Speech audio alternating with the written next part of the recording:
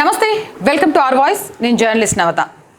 మనందరికీ తెలుసు, తెలంగాణలో ఈ మధ్య కాలంలో హిందూ ఆలయాల మీద దాడులు జరగడం, హిందూ దేవాలయాలలోని విగ్రహాలను ధ్వంసం చేయడం, ఇలాంటివన్నీ తరచుగా వింటూనే ఉన్నాము, జరుగుతూనే ఉన్నాము.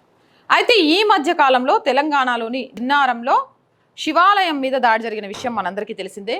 ఈ నేపథ్యంలోనే తెలంగాణలోని జిన్నారంలో జరిగిన శివాలయం దాడి వెనుక ఒక మదర్సా పిల్లలు ఉన్నారు అంటూ కూడా వెలుగులోకి వచ్చింది. దీనికి సంబంధించి నిజంగా ఎంపీ రఘునందన్ రావు మాట్లాడిన వ్యాఖ్యలు ప్రతి ఒక్కరూ ఆలోచించాలి. ఈరోజు కాంగ్రెస్ ప్రభుత్వాన్ని దాని మీద ఒత్తిడి తీసుకొచ్చి ఆ ప్రశ్నలకు సమాధానం చెప్పేలాగా చేయాలి. ఇక్కడ నేను ఒక ఎంపీ అనో, లేకపోతే ఒక లాయర్ అనో, లేకపోతే ఒక బీజేపీ నాయకుడనో రఘునందన్ రావుకు సంబంధించి వీడియో చేయట్లేదు. ఈరోజు సనాతన ధర్మం కోసం ఈ ధర్మాన్ని కాలరాయడానికి మదర్సాలను వేదికగా చేసుకుంటున్నారు కొందరు అనేది వాస్తవం. అలాంటి విషయాలను వెలుగులోకి తీసుకువచ్చారు కాబట్టి ఆయనకు సంబంధించి ఖచ్చితంగా మాట్లాడాల్సిన అవసరం ఉంది. ఆయన లేవనెత్తిన ప్రశ్నలను ప్రతి ఒక్కరం సంధించాల్సిన అవసరం కూడా ఉంది. ఫస్ట్ ఆయన ఏం మాట్లాడారనేది చూద్దాం. ఒక నలుగురం గత వారం రోజులుగా అక్కడ ఏం జరుగుతుందనేటువంటి విషయంలో విచారణ జరిపినప్పుడు మొత్తం తెలంగాణ కాదు, దేశం మొత్తం ఆశ్చర్యపరిచినటువంటి విషయాలు ఉన్నాయి. అక్కడ ఆ మదర్సాలో 70 మంది విద్యార్థులు చదువుకుంటున్నారు. జిన్నారం దగ్గర ఘర్షణ కారణమైనటువంటి మదర్సాలో 70 మంది విద్యార్థులు చదువుకుంటున్నారు. ఎక్కడోళ్ళు జిన్నారంలో, బొల్లారంలో, పటాన్చేరులో, రామచంద్రపురంలో, సిద్దిపేటలో, ఇంకెవరో పక్క వాళ్ళేమో అనుకున్నాడు. మొత్తం విచారణ చేసి తేలింది ఏంటంటే ఆ 70 మందిలో 65 మంది, 70లో 65 మంది పిల్లలు మీరు ఏ ఊరు అని అడిగినప్పుడు వాళ్ళ నుంచి వచ్చిన సమాధానం కిషోర్ గంజ్ బీహార్ అని చెప్తుంది. రైట్, ఇక్కడ అర్థమైంది కదా. జిన్నారంలో ఉన్న మదర్సాలో చదువుతున్న 70 మంది పిల్లల్లో 65 మంది పిల్లలు బీహార్ దగ్గర ఒక గ్రామం పేరు చెప్పారు. ఇక్కడ మనం మాట్లాడాల్సిన విషయం ఏంటి అంటే, ఎక్కడో బీహార్ నుంచి తల్లిదండ్రులు అక్కడ ఉండి వదిలేసి తెలంగాణలోని మారుమూల సంగారెడ్డి దగ్గర ఉన్న జిన్నారం మదర్సాలో జాయిన్ చేయాల్సిన అవసరం ఏమొచ్చింది? జిన్నారంలో బీహార్కి సంబంధించిన పిల్లలు మదర్సాలలో ఎందుకు జాయిన్ అవ్వారు? ఈ విషయం తెలంగాణ ప్రభుత్వానికి తెలుసా తెలియదా? మదర్సాలు ప్రతి రాష్ట్రంలో ఉన్నప్పుడు ఏ రాష్ట్రాల్లోని పిల్లల్ని అదే మదర్సాల్లో చదివించకుండా ఎక్కడి నుంచో 90% వేరే రాష్ట్రంలోని పిల్లల్ని ఒక మదర్సాలో పెట్టి చదివిస్తున్నారు అంటే అసలు అక్కడ ఏం నేర్పిస్తున్నారు? అక్కడ బీహార్లో, అసలు బీహారు వాళ్ళు చెప్పిన గ్రామం బంగ్లాదేశ్ బార్డర్లో ఉంటుందట. వాళ్ళు బంగ్లాదేశ్ వాళ్ళు కూడా కాదో, బంగ్లాదేశ్ వాళ్ళు అయ్యి ఉండొచ్చు అనే అనుమానాన్ని కూడా రఘునందన్ రావు గారు చెప్పారు. సరే, అది పక్కన పెట్టేస్తే వాళ్ళు బంగ్లాదేశ్ వాళ్ళని అనుకుందాం, లేదా బీహార్ వాళ్ళని అనుకుందాం. బీహార్లో ఉన్న మదర్సాలలో చెప్పలేని చదువులు తెలంగాణలోని జిన్నారం మదర్సాలలో ఏం చెప్తున్నారని పంపించారు? తల్లిదండ్రులు లేకుండా, కుటుంబం లేకుండా పిల్లల్ని ఇంత దూరం పంపించారంటే కారణం ఏంటి? అసలు ఈ మదర్సాలకు సంబంధించి ప్రభుత్వం దగ్గర లెక్కలున్నాయా? ఇలా మాట్లాడటమే కాదు, దీనికి సంబంధించి లేఖలని కూడా రాశారు తెలంగాణ ముఖ్యమంత్రికి. తెలంగాణ రాష్ట్రంలో ఇటీవల జరుగుతున్న వరుస సంఘటనల గురించి మీకు తెలియంది కాదు. నాంపల్లిలో దుర్గాదేవి మండపాన్ని, పాత బస్తీలో అమ్మవారి విగ్రహాన్ని, వికారాబాద్ జిల్లాలో అమ్మవారి విగ్రహం ధ్వంసం, ఆ తర్వాత ముత్యాలమ్మ గుడిలో అమ్మవారి విగ్రహ ధ్వంసం ఇత్యాది విషయాలను మీడియా పరంగా పోలీసు నివేదిక ద్వారా మీ దృష్టి వచ్చి ఉంటాయని భావిస్తున్నాను. ఇక ఇటీవలే నా మెదక్ నియోజకవర్గంలోని జిన్నారంలో కొందరు మదర్సాలో చదివే పిల్లలు శివాలయంలోకి వెళ్లి శివుడి విగ్రహ ధ్వంసం చేసిన ఘటన సీసీ కెమెరాల ద్వారా వెలుగులోకి కూడా వచ్చింది. అంతకుముందు మెదక్ పట్టణంలో బక్రీద్ సందర్భంగా ఆవుల వధింపు విషయంలో కూడా శాంతి భద్రతల సమస్య తలెత్తింది. సదాశివపేటలో అక్రమంగా నివసిస్తున్న అనేక మంది బంగ్లాదేశ్ పౌరులకు ఓటర్ కార్డు, ఆధార్ కార్డులు కూడా ఉన్నాయని స్వయంగా మున్సిపల్ అధికారులే పోలీసులకు ఫిర్యాదు చేసిన విషయం కూడా మీకు, తెలంగాణ ప్రజలకు విదితమే.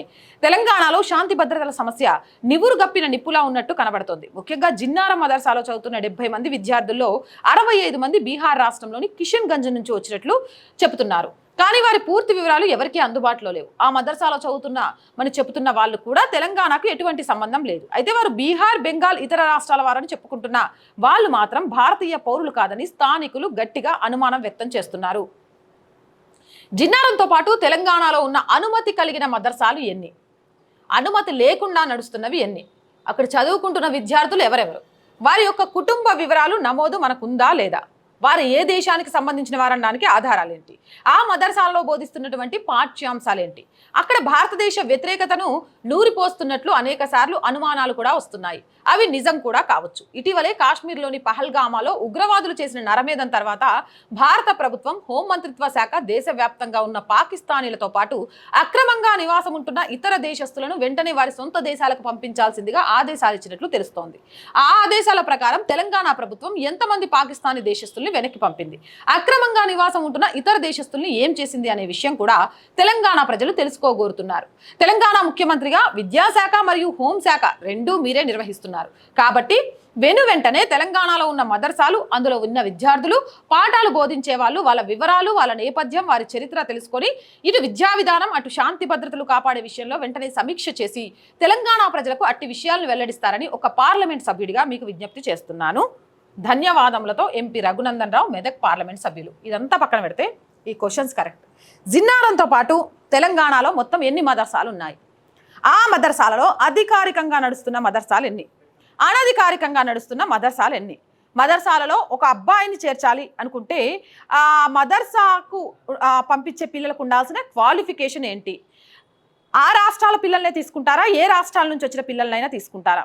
వారి గుర్తింపు కార్డులను ఎలా గుర్తిస్తారు? వాళ్ళు ఏ దేశస్తులు అనేది ఎలా తెలుసుకుంటారు? అసలు వాటికి సంబంధించిన వివరాలు ఏంటి?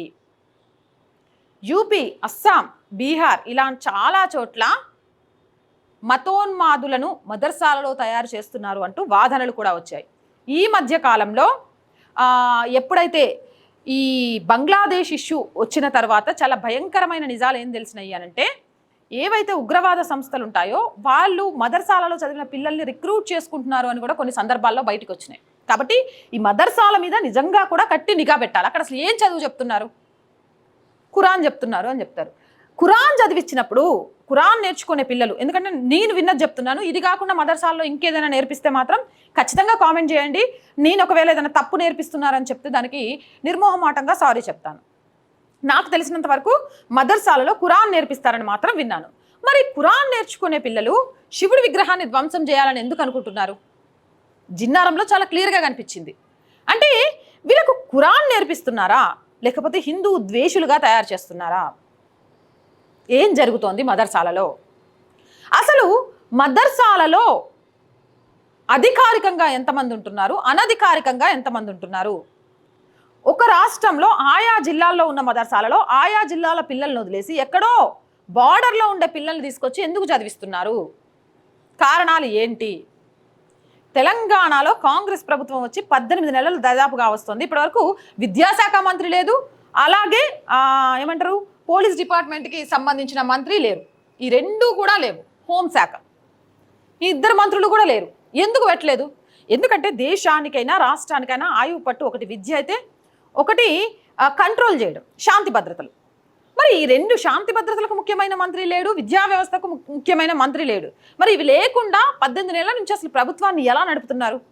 నిజంగా విద్యాశాఖ మంత్రి లేనప్పుడు ఈ సంవత్సరం అంటే కాంగ్రెస్ ప్రభుత్వం వచ్చిన తర్వాత సంవత్సరంలో ఏర్పడ్డ మదర్సాలో, లేకపోతే ఆ సంవత్సరం పూర్తయి కొత్త సంవత్సరంలోకి అడుగు పెడుతున్న మదర్సాలో ఎలాంటి పర్మిషన్స్ తీసుకున్నాయి?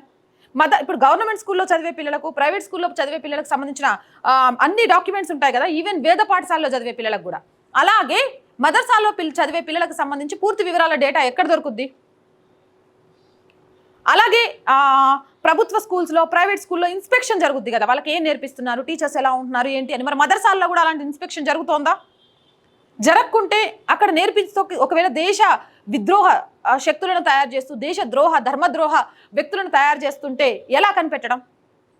ఈరోజు రఘునందన్ రావు సంధించిన ప్రశ్నలు సరైనవి. ఈ ప్రశ్నలకు తెలంగాణ కాంగ్రెస్ ప్రభుత్వం సమాధానం చెప్పాలి. అండ్ తెలంగాణ కాంగ్రెస్ ప్రభుత్వానికి మరొక ప్రశ్న రఘునందన్ రావు అడిగిందే మళ్ళీ మేము కూడా అడుగుతున్నాం. ఎంతమంది పరాయి దేశం వాళ్ళను తెలంగాణ నుంచి తరిమికొట్టారు? అధికారికంగా ఉన్న వాళ్ళు కాదు, అనధికారికంగా తెలంగాణలో ఉంటున్న రోహింగ్యాలు కానీ, అక్రమ చొరబాటుదారులు కానీ, వలసవాద ముసుగులో ఉంటున్న వాళ్ళు కానీ. ఎందుకంటే ఇది ఒక హైదరాబాద్కి పరిమితం కాదు. చూస్తున్నాం సంగారెడ్డి, కరీంనగర్, నిజామాబాద్, భైన్సా, ఖమ్మం, వరంగల్ ఇలా వివిధ జిల్లాలకు పాకిపోయారు వీళ్ళు. ఏకంగా వీళ్ళు బర్త్ సర్టిఫికెట్స్ కూడా సృష్టిస్తున్నారు. ఇక ఆధార్ కార్డు ఉంది, పాస్పోర్ట్ ఉందంటేనే మన సుప్రీంకోర్టులు దేవుళ్ళు ఇవి రెండు ఉన్నాయి కాబట్టి స్టే ఇస్తున్నాం వాళ్ళని పంపించడానికి అని చెప్తారు. ఈ దొంగ నా కొడుకులు బర్త్ సర్టిఫికెట్లు కూడా సృష్టిస్తారు. సృష్టిస్తే వీళ్ళని ఎలా పంపించగలుగుతాం? ఇప్పుడు మొక్కలు ఉన్నాయి, ఈ టైంలోనే వీటిని మొత్తం తుంచి పడేయాలి. అప్రమత్తం కొంచెమైనా అనుకో మన దగ్గర అమ్ముడు పోని ఏవి ఉండవు. అలా అమ్ముడు పోయి బర్త్ సర్టిఫికెట్లు ఏం కర్మ, ఈ తాత ముత్తాతలకు ఇక్కడ ఆస్తులు ఉన్నట్టు చూపించమన్నా చూపిస్తారు. అది చాలా ప్రమాదంగా మారుతుంది.